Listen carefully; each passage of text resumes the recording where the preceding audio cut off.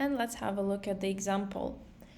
In the past decade, intensive anti-smoking campaigns have been sponsored by both federal and private agencies. Suppose the American Cancer Society randomly sampled 1,500 adults in 2000 and then sampled 1,750 adults in 2010 to determine whether there was evidence that the percentage of smokers had decreased. The number of smokers in 2000 was 555 out of 1,500 people, while the number of smokers in 2010 was 578 out of 1,750 adults. Estimate the true difference between the proportions of smokers in 2000 and 2010. Use a 95% confidence interval. So out of that exercise, we can get the following information. So the number of successes, so the number of smokers in two groups is 551 and 578.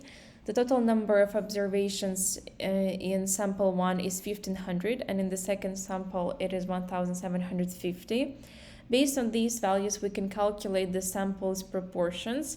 So the proportion in the first sample is 555 divided by 1,500, which gives us 0.37 or 37%, and the proportion in the second sample the proportion of smokers in the second sample is 578 divided by 1,750, which gives us 33%.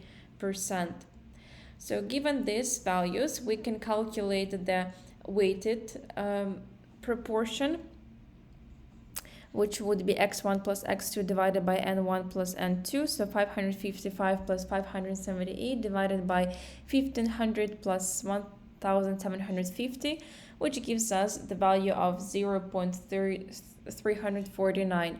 Based on this value, we can calculate q with the hat, which is just 1 minus p with the hat, so we get the value of 0.651. We are asked to construct a 95% confidence interval, which means that the significance level will be just 5%, and since we know the critical z-value, z-score for the confidence interval, we will need to use the table, and the critical z-score that we're interested in is the one at the level of significance of alpha divided by 2, so 5% divided by 2, which is 2.5%, and the z-score at this level of significance is 1.96.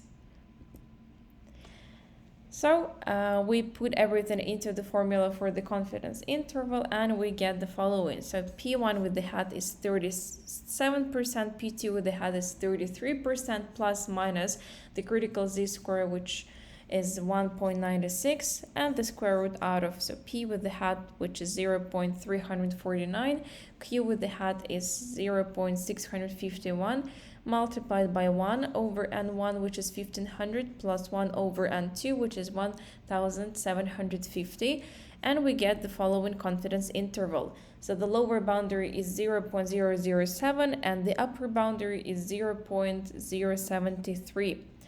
And we can interpret this interval in the following way.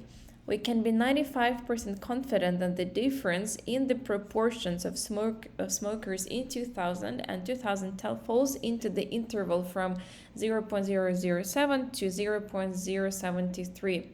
So in other words, we're 95% confident that the difference between two population proportions lies between these two values. And now let's see how we can check if the fraction of smokers decreased over the 10-year period. And to do that, we will use 5% significance level.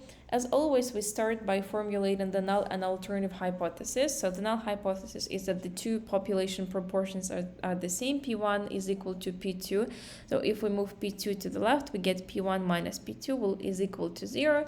And the alternative hypothesis is that the number of smokers was higher in the first period than in the second, so the proportion P1 is higher than the proportion P2, or if we move P2 to the left side, we get that the difference is positive.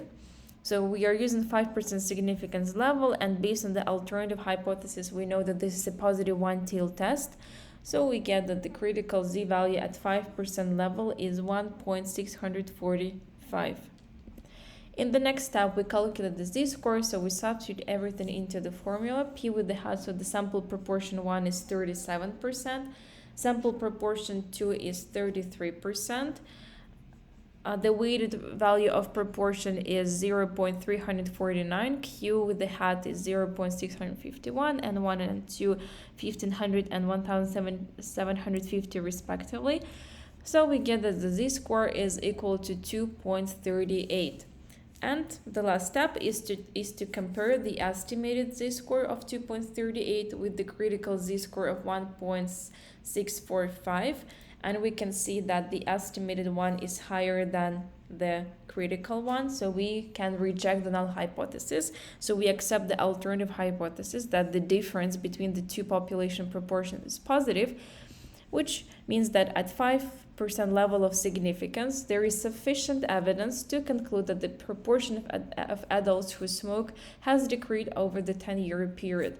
Or in other words, at 5% level of significance, we can conclude that the proportion of smokers in 2000 was higher than the proportion of smokers in 2010.